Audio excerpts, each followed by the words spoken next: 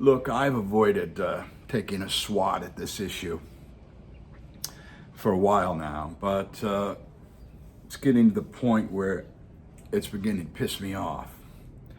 It's so blatantly obvious why Donald Trump was ever elected president of the United States, because there's a lot of stupid fucking people out there that vote against their own interests. That's it. Stupid people are easily led. And this guy has, with his cronies, fed them a line of bullshit, and they took it.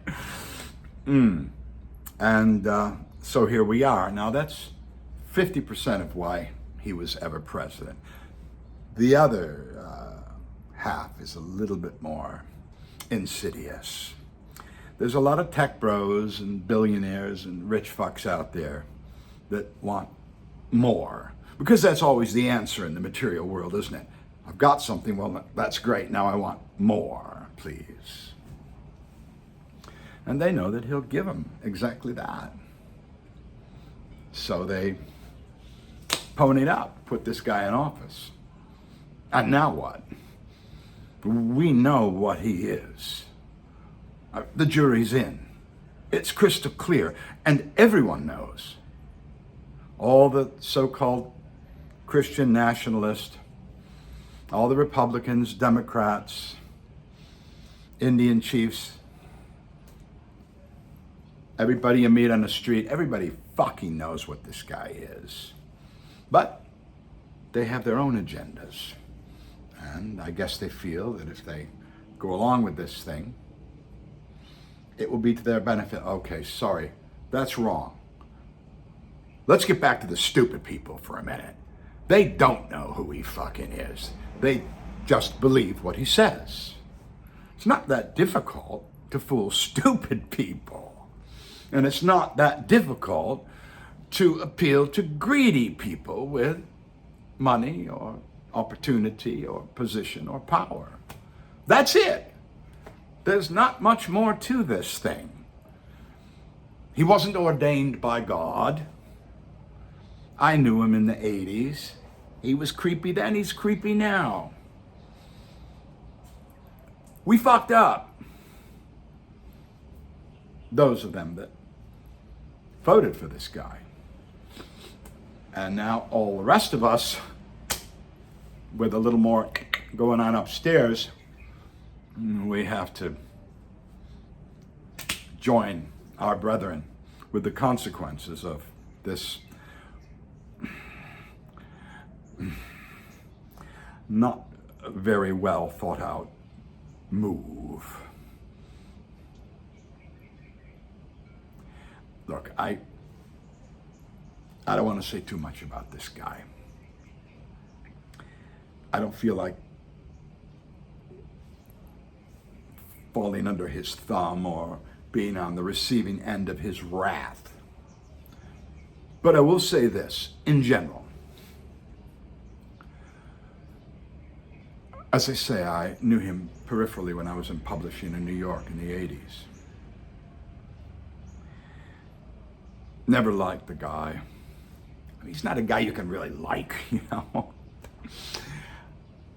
I have now spent about 10 or 11 years thinking about this fucking guy, having his name in my head, seeing his picture, listening to him talk, looking at his wife, so-called, children, things I don't fucking want in my head. I'm very particular about what I put up here and what I carry around, man. I've been doing a mantra since I was 15, and I generally don't even listen to music, because that music can and will get in the way of that mantra, which for my beliefs and what I do spiritually and for myself and really for others is to chant a mantra. And it's fairly consistently going on in my head and my heart. So I won't even listen to things I like the Beatles or the Moody Blues or Indian music. I know that dates me, but everything dates me. let alone think about this Donald John Trump fellow.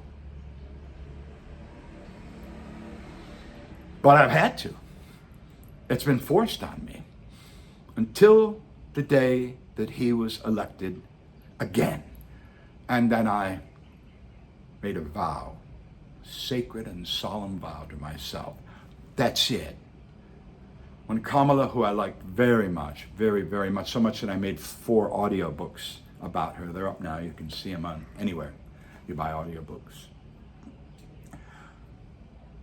I just decided that I'm not doing this anymore. I'm 71. I'm not going to give my life to thinking about this guy, which is what he wants and what he has made happen.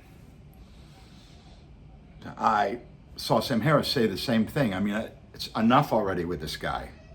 He's going to do some shit. It's going to be creepy. We're going to have to deal with it. Could be more than creepy. Could be catastrophic. Could be dystopian.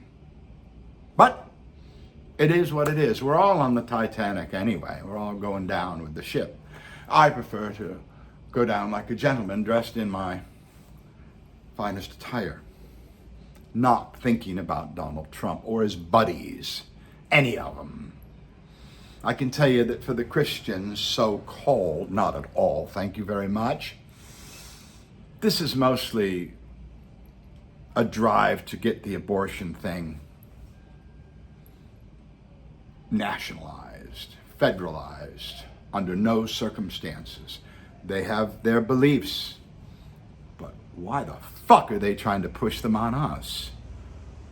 Now, I'm not going to go into my views on abortion except to say that I believe that those decisions lie with the woman, her doctor, and God, not the government. But I know people have very strong opinions both ways. I'm saying that this is brain pollution of the highest order. To think about this guy, to do the mantra of Donald John Trump in your head over and over for fucking decades, it has and will make you fucking crazy. Don't do it. Well, you know, we have a responsibility as citizens to overthrow the tyrant or whatever. Well, hold on a minute. This guy's controlling the world by the actions of stupid folk and greedy folk. You're not going to do anything to get that guy out of there. You're going to have to wait it out. And wait it out means thinking and existing within this Donald Trump consciousness. And that's no good. I'm not doing it. So he's insidious in his quest for attention. And he's fucking good at it. But he's not getting any more of my time. God bless him. Somewhere in there, I think's a little child that maybe didn't get what they needed. And so now he's taking it out on all of us.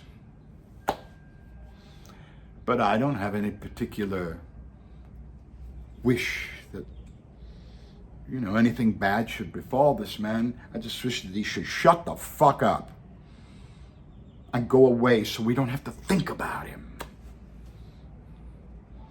Now, he's going to do what he's going to do. And he's got a whole bunch of buddies there, cronies, that want a gig. And he'll give it to them as long as they do his bidding. Anyway, that's enough. I don't really want to get myself into trouble. I've said nothing so far, but, you know, the takeaway here is that to think about this man, to take his name, to give him a place to live rent-free up here is not good for your mental health. Don't do that anymore. Engage yourself as you like in politics. For me, I have to sit this one out. I don't want to go to my death thinking about Donald Trump, man. It's like George Harrison said, he didn't want to go to his death thinking, did I put the cat out? better things to think about. There's higher things to think about. There's better things to do with your time. Now, we just had a situation, are having a situation now that happened a couple of weeks ago where my beloved son-in-law, Daniel DeSantos, disappeared on the island of Koh Phangan in Thailand. So I'm putting my energies, my thoughts, my wishes, my hopes into bringing my family closer together and protecting them in view of this tragedy. Not thinking about Trump. So, I mean, you can fill in the blank. It doesn't have to be a tragedy. It could be lunch. Think about lunch, not Donald Trump. God bless us, everyone. Christmas is coming. And I think somehow we'll make it through. He's just some guy at the end of the day. Take care.